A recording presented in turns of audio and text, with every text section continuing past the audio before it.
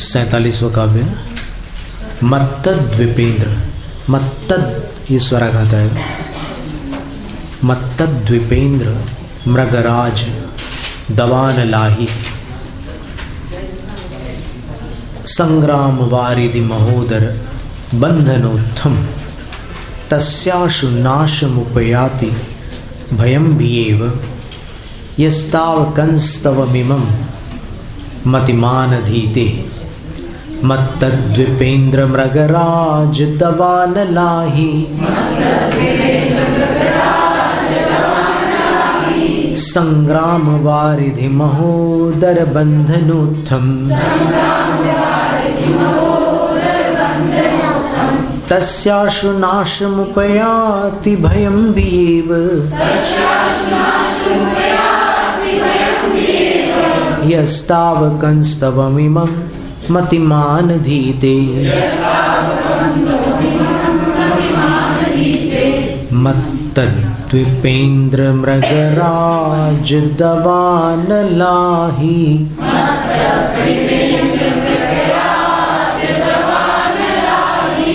संग्राम वारिधि महोदर बंधनोत्थम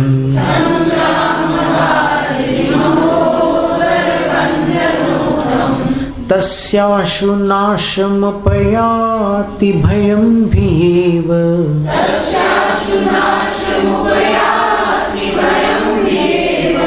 यस्ताव कंस्तवमिमं मतिमानधीते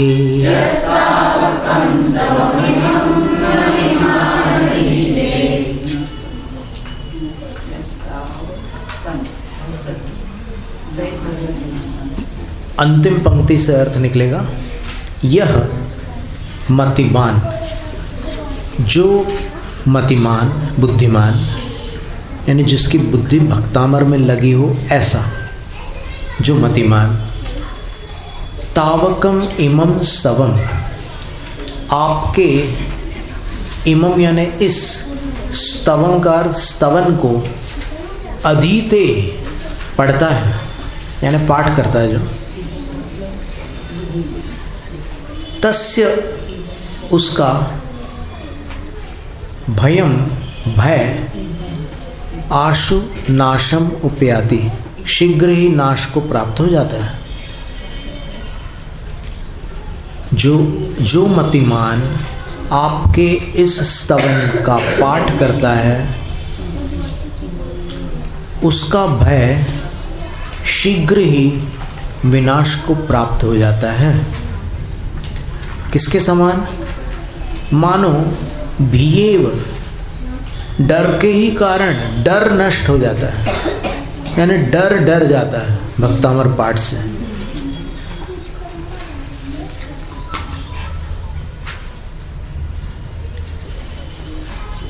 तो वो कौन सा भय नष्ट होता है? तो आचार्य महाराज ऊपर की 2 पंक्तियों में बता रहे कि इन 8 कारणों से उत्पन्न होने वाला भय। कौन से 8? मत्तद्विपेंद्र, मत वाला जो द्विपेंद्र यानी हाथी। द्वि का अर्थ 2 होता है और द्विप का अर्थ होता है द्वाभ्याम पिबति इति द्विपः द्विपश्चासो इंद्रस्य द्विपेंद्रः गजराज हाथियों का राजा। और हाथियों को द्विप इसलिए बोलते हैं क्योंकि वो 2 से पीता है, सूंड से भी और मुंह से भी, दोनों स्थानों से वो पानी पी सकता है, इसलिए उसको द्विप कहते हैं। तो मतवाला द्विपेंद्र गजराज और मृगराज, मृगराज का अर्थ वनराज, मृगेंद्र सिंह, बबर शेर, मृगेंद्र मृगराज। फिर तीसरा जो कारण बताया वो है दवानल। दवानल को दावानल भी कहते हैं। भक्तामर में दोनों शब्द आए हैं। 40वें काव्य में दावा नलन ज्वलित मुज्ज्वल मुत्स्फुलिंगम दावानल शब्द है, और यहाँ पर 47वें काव्य में दवानल। और फिर अहि अहि का अर्थ सांप होता है, सर्प। आप पूजा के समय पढ़ते हैं ना, तुमको पूजे सुरपति अहिपति नरपति देव। अहि बोलना, यह नहीं बोलना। जैसे इह विध मंगल आरती कीजे को यह विध मंगल कुछ लोग बोल जाते हैं, तो उसको इह बोलना। ऐसे यहाँ पर अहिपति को यह पति नहीं बोलना। नहीं तो मान लो कोई श्रीमान श्रीमती एक साथ पाठ पढ़ रहे हो, तो फिर श्रीमती के मुख से जब ये शब्द निकलेंगे, तुमको पूजे सुरपति यह पति नरपति देव, यह पति ये जो बाजू में खड़े हुए पति है वो, तो वो यह नहीं है, अहि है। अहि का अर्थ सर्प होता है।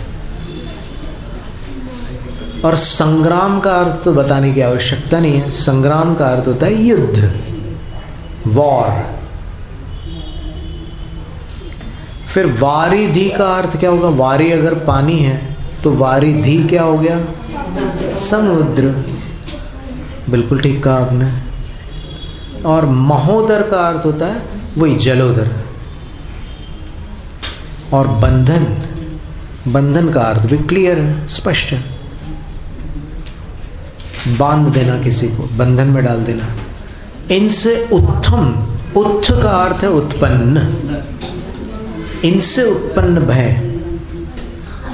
जो मतिमान आपके इस स्तोत्र का पाठ करता है उसका भय, इन कारणों से उत्पन्न हुआ उसका भय, भीव डर के कारण ही मानो, आशु नाशम उपयाति, तुरंत नाश को प्राप्त हो जाता है, नष्ट हो जाता है।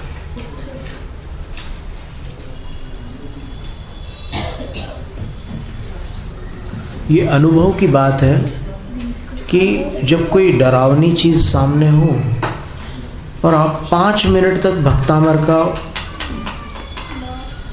वो उस संकट से संबंधित काव्य पढ़ लो, तो फिर डर शांत हो जाता है।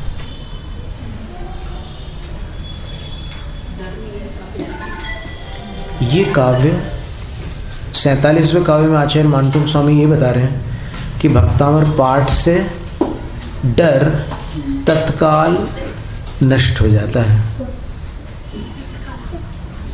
भक्तामर का पाठ करने से, इस स्तोत्र का पाठ करने से, अब इस स्तोत्र का पाठ का मतलब वो यही हुआ कि भक्तामर स्तोत्र का पाठ करने से भय आशु नाशम उपयाति, शीघ्र नाश को प्राप्त कर जाता है, तुरंत नष्ट हो जाता है।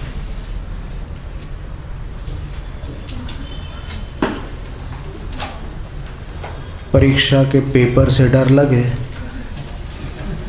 तो क्या करोगे?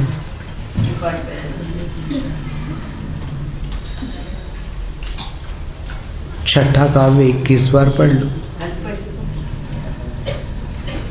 तो एकदम अच्छा हो जाता है, मन शांत हो जाता है।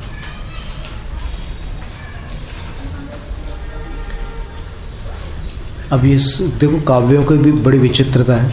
अर्थ जो अपन ने पढ़ा वो है, लेकिन काव्यों के जो अक्षर है वो कुछ इस प्रकार के हैं कि उनसे कुछ और भी काम हो जाते हैं साथ में, अर्थ से हट कर के कुछ काम हो जाते हैं काव्यों से। जैसे एक ब्रह्मचारी भैया थे, और किसी की आंख में तकलीफ होती थी तो वो थोड़ा सा पानी अपने हाथ में लेते थे और फिर ऐसे करते थे और 5वां काव्य पढ़ते थे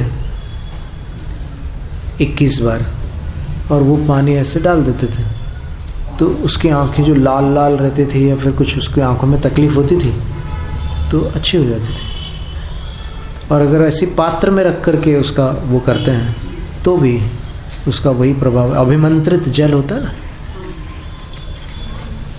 तो वो एक प्रकार से एनर्जाइज्ड वाटर कहलाता है। अभिमंत्रित जल का मतलब मंत्र में एनर्जी है। अभी तो ओम के वाइब्रेशंस को भी यंत्रों में पकड़ा गया है, उससे कैसे आकृति बनती है वो पकड़ में आई है। और अभी पानी में अलग अलग चीज़ों को बोलने से अलग अलग शब्दों के क्या क्या आकार बनते हैं उसके वीडियोस भी आ चुके हैं। अगर आप गलत शब्द बोलेंगे तो वो आकार भी वैसे ही बनता है पानी के अंदर, और अगर आप कुछ अच्छा बोलोगे तो फिर पानी में बहुत सुंदर सुंदर आकार बनने लग जाते हैं। इसके वीडियोस बहुत सारे उपलब्ध हैं यूट्यूब के ऊपर और अन्य भी जगह। पानी के ऊपर अभी बहुत रिसर्चेस चालू हैं। जापान के कोई साइंटिस्ट है वो लगे हुए हैं उसमें।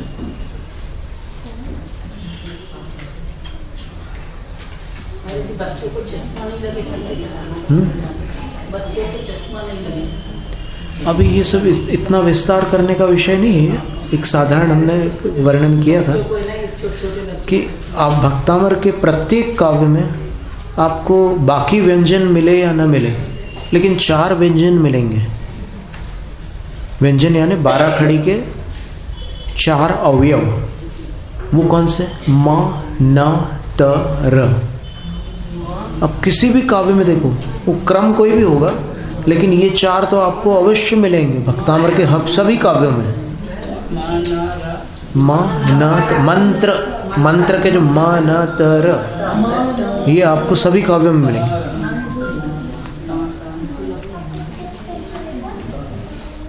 कोई नंबर बोलो आप काव्य का, उसमें अपन चेक कर लेते हैं।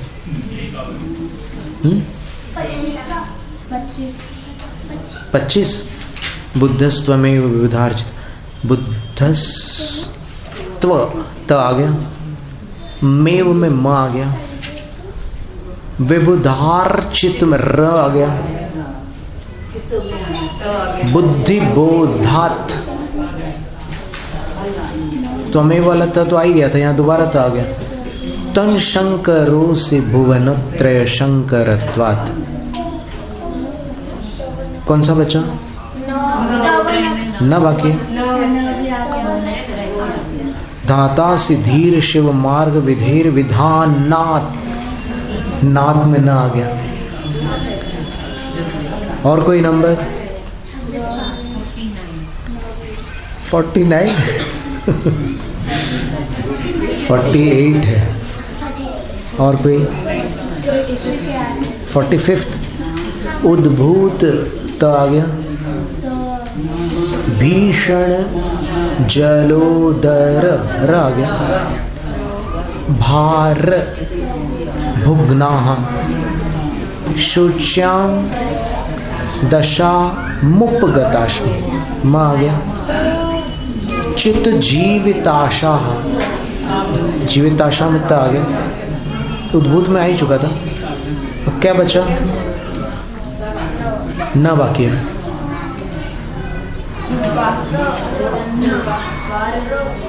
तत्पाद पंकज रजो मृत दिग्ध देहा मर्त्या भवंती। भवंती में न आ गया।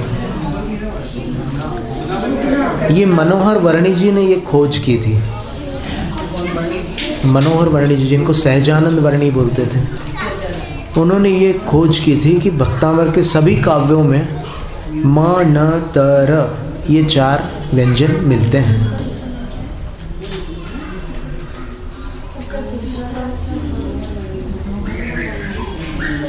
सहजानंद वर्णी जी, और उनको ही मनोहर वर्णी उनका नाम था। सहजानंद फिर बाद में नाम हो गया उनका। हूँ स्वतंत्र निश्चल निष्काम, ये उन्होंने लिखा था।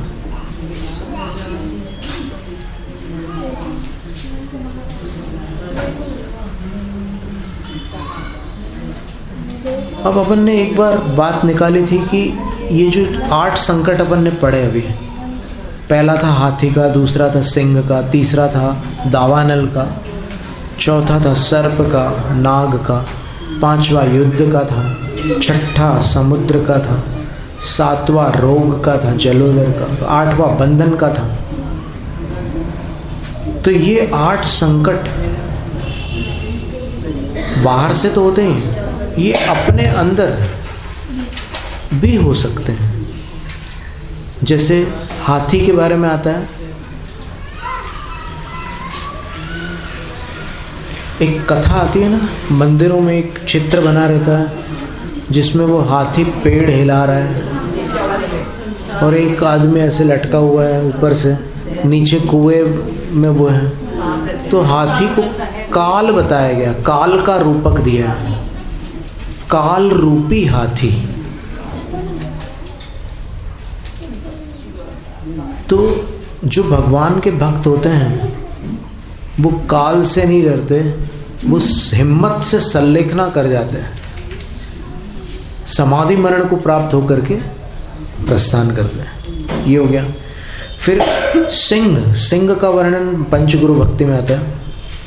उपाध्याय परमेष्ठी की जो स्तुति है उसमें लिखा है,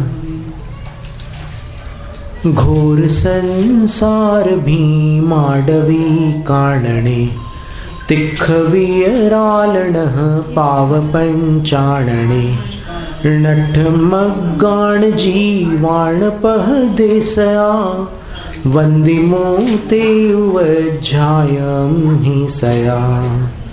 हम उन उपाध्याय परमेष्ठी की सदा वंदना करते हैं जो इस संसार रूपी वन में भटके हुए जीवों को मार्ग दिखलाते हैं। संसार रूपी वन कैसा है? घोर संसार भीमाडवी काण, भयंकर है, डरावना है। और कैसा है? तिख वीराल नख पाव पंचाणे, जहाँ पर तीक्ष्ण और बड़े बड़े नाखून वाले, डरावने नाखून वाले 5 पाप रूपी सिंह जिस वन में भ्रमण करते हैं। तो पंचानन एक नाम है सिंह का। तो पाप रूपी पंचानन, सिंह पंचानन क्यों कहलाता है? क्योंकि जब वो छलांग मारता है तो नीचे जो शिकार होता है वो अगर उस तरफ देख ले, सिंह की तरफ, तो उसके 5 मुख दिखते हैं, क्योंकि उसके पंजे भी उस समय खुल जाते हैं। ये जितने खतरनाक जानवर होते हैं उनके नाखून छुपे हुए होते हैं, और कुत्ते वगैरह के नाखून ऐसे बाहर होते हैं, वो नाखून से कुछ करता ही नहीं कुत्ता कभी। और बिल्ली वगैरह जो नाखून से अपना काम करते हैं उनके नाखून छुपे होते हैं। यानी इसका अर्थ ये है कि प्रकृति संदेश देती है कि जो खतरनाक वो लोग होते हैं उनके औजार छुपे होते हैं। बुंदेलखंड में कहावत है ना, एक कहावत है, सीधे लोगों के पेट में दांत होते हैं, ऐसी एक कहावत है। मतलब जो ऊपर से ज़्यादा सादगी और सरलता दिखाता है अंदर से खतरनाक होता है। और इसमें श्लोक भी आता है रत्नकर्ण श्रावकाचार्य में कि अगर कोई ज़्यादा ही शुद्ध बने तो समझ लेना कि कोई इसमें माया जाल है, ऐसा है। तो ये पाप रूपी सिंह होता है। फिर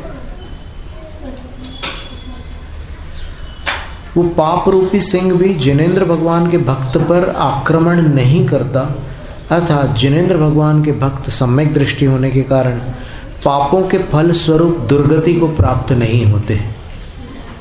ये अनंतानुबंधी कषाय नहीं होती सम्यक दृष्टि जीव को, और अनंतानुबंधी कषाय के बिना दुर्गति नहीं हो सकती।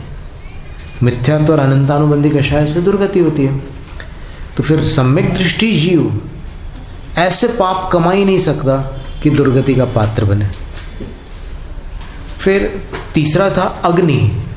तो अग्नि के 2 रूपक हैं, एक काम रूपी अग्नि और एक क्रोध रूपी अग्नि। 2 प्रकार की अग्नि होती है। तो तन नाम कीर्तन जलन शमयत्य शेषम, इन दोनों अग्नि को आपका नाम कीर्तन रूपी जल शांत कर देता है। अगर किसी, आप प्रयोग करके देख सकते हैं, क्रोध आ रहा हो तो फिर आप जय जय आदिश्वर स्वामी चालू कर दो गाना, जब तक ना उतरे तब तक गाते रहो। बीच में कुछ बोलना नहीं, जय जय आदिश्वर स्वामी। क्रोध आ जाए तो गाने लगो, पर दूसरे को क्रोध आए तो उसके सामने मत गाना, नहीं तो पिट जाओ। खुद को क्रोध आ जाए तो गाने लग जाओ, और किसी को क्रोध आने पर याद भी मत दिलाना कि तुम जय जय आदिश्वर स्वामी गा लो, नहीं तो उसका पारा चढ़ जाएगा और ज़्यादा। वैसे ही अगर दूसरा विकार उत्पन्न होता है तब भी आप जय जय आदिश्वर स्वामी गाने लग जाओ तो फिर मन एकदम शांत हो जाता है। रात को सोने से पहले जो लोग 20 मिनट तक कोई पाठ करके सोते हैं, पता है आपको, उनको खुर्राटे आना बंद हो जाती है। अभी एक सर्वेक्षण हुआ था ना कि जो लोग रात में भजन वजन पढ़ करके फिर सोते हैं तो उनको खुर्राटे नहीं आती है, बंद हो जाती है। फिर अग्नि के बाद सर्प है, तो भोग भुजंग समान, एक पुराने कवि की रचना में लिखा हुआ एक दोहे में, भोग भुजंग समान, यानी जो इंद्रियों के जो सुख हैं, चाहे वो टेलीविज़न हो, खाते समय गले के नीचे ही नहीं उतरता टीवी चालू ना हो तो, जबकि अगर आप टीवी चालू रख करके भोजन करते हैं तो वो भोजन शरीर को जितना लाभ पहुंचाना चाहिए उतना नहीं पहुंचाता,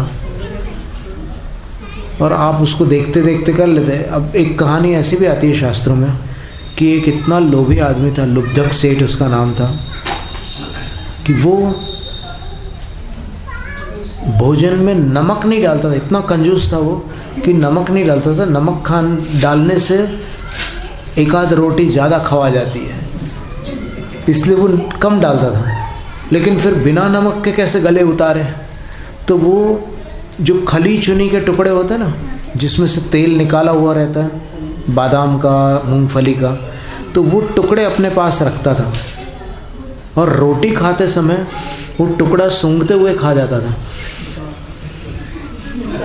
तो सूंघने में मन लग जाता था और ये गले से नीचे उतर जाती थी, सटक जाती थी रोटी।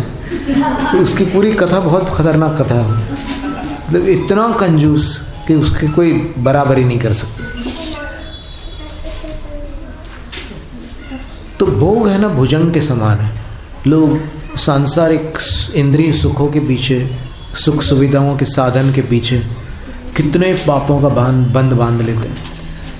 एक मोबाइल लेकर के रात भर क्या क्या देखते रहते हैं, और फिर क्या अपने दिमाग को, मतलब यहाँ पर अपन मनुष्य जन्म में क्यों पैदा हुए हैं? मनुष्य अपने मन को शुद्ध कर सकता है, और वो अपने मन को अशुद्ध कर रहे हैं वो आधुनिक साधनों से। तो और आज तो ऐसी टेक्नोलॉजी है कि आप पता कर सकते हैं कि आपके बच्चे क्या कर रहे हैं। तो आप इस बात का ध्यान रख सकते हैं कि वो मिसयूज़ कर रहे हैं या फिर सदुपयोग कर रहे हैं, दुरुपयोग कर रहे हैं या सदुपयोग कर रहे हैं, ये आपको आसानी से पता चल सकता है। देखो, किसी के सुखों में बाधा डालने वाली बात नहीं है, लेकिन अगर कोई गुमराह हो रहा है तब तो संभालना आवश्यक है ना।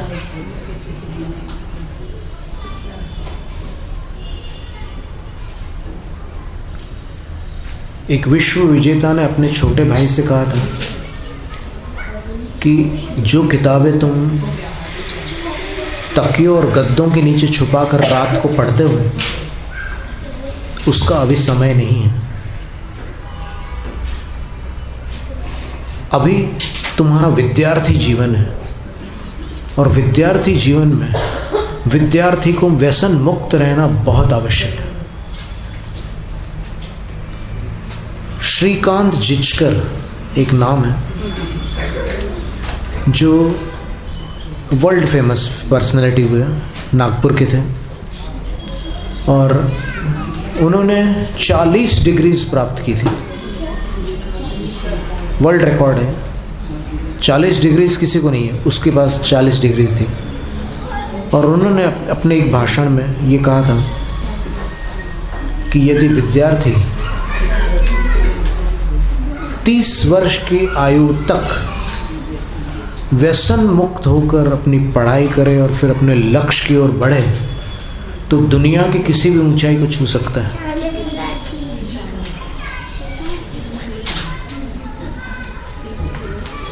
और व्यसन करोगे तो फिर शक्ति खत्म हो जाएगी। व्यसन में शक्ति बर्बाद हो जाती है और फिर कहीं बढ़ नहीं पाओगे। बाद में जब पैसे खत्म हो जाएंगे तो दोस्त साथ छोड़ देंगे, शरीर और बीमार हो जाएगा, फिर उसका खर्चा अलग होगा, सब पूरे बर्बादी का रास्ता हो। तो ये ध्यान रखें, भोग भुजंग समान, ये जो भोग है इंद्रियों के सुख है वो सांप के समान है। सांप जो होता है वो जिसने पहली बार देखा है उसको तो बहुत अच्छा लगेगा वो,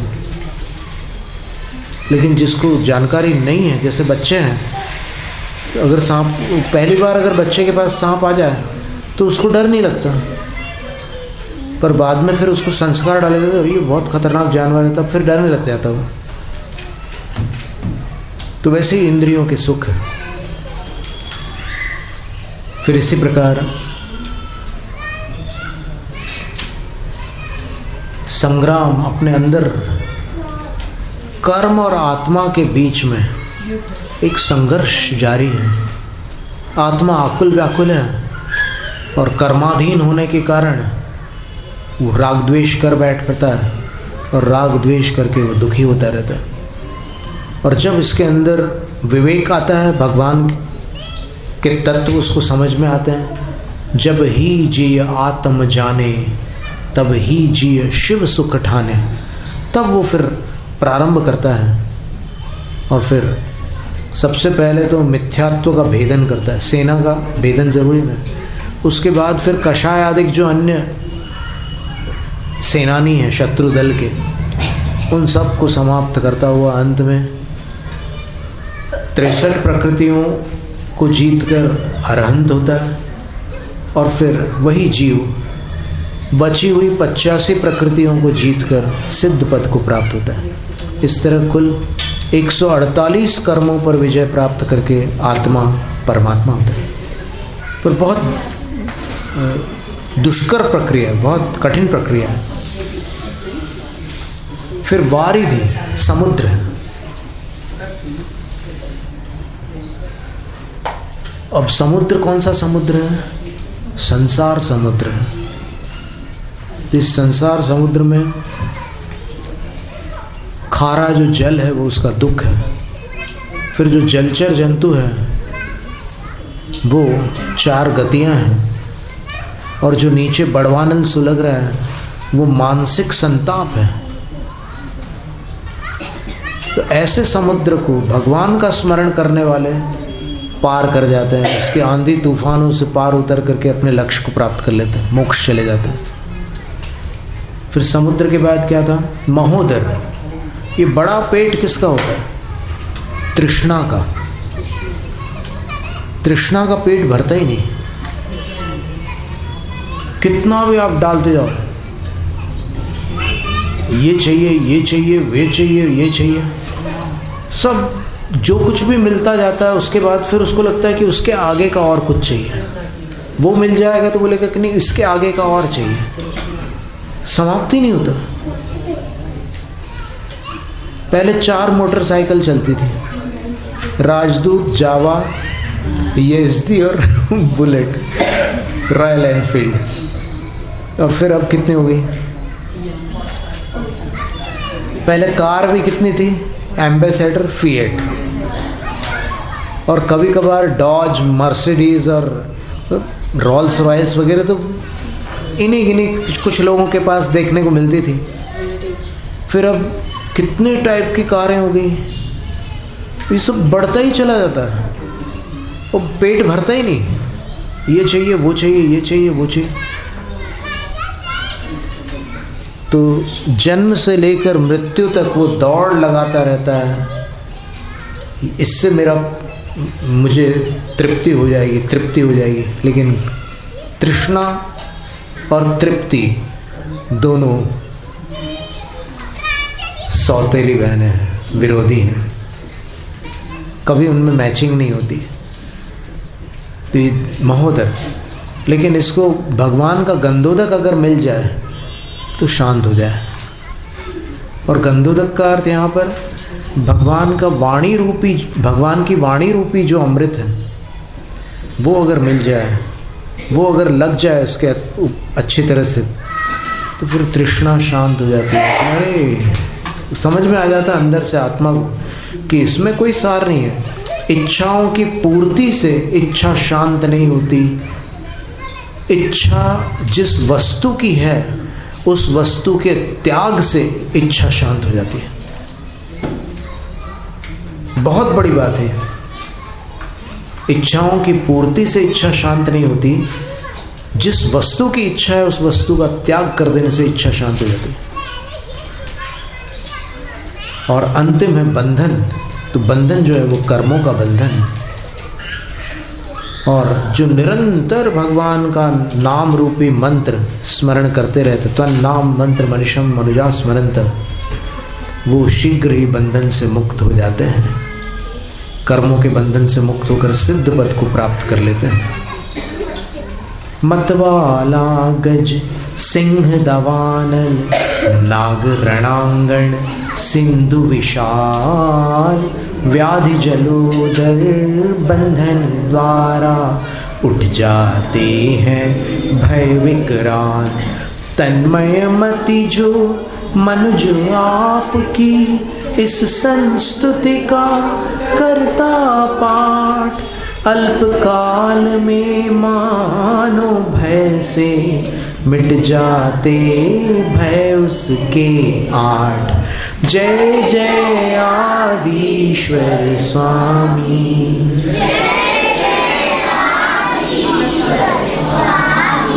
जय जय आदिश्वर स्वामी,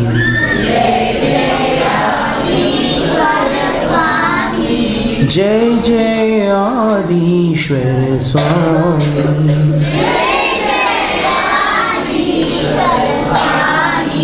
जय जय आदिश्वर स्वामी।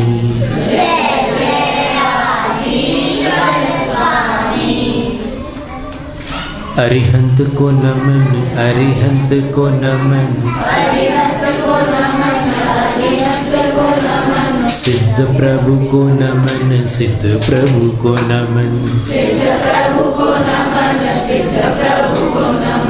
आचार्य को नमन, आचार्य को नमन, उपाध्याय को नमन, उपाध्याय को नमन, सर्व साधु को नमन, सर्व साधु को नमन, ये है मेरे पंच गुरु।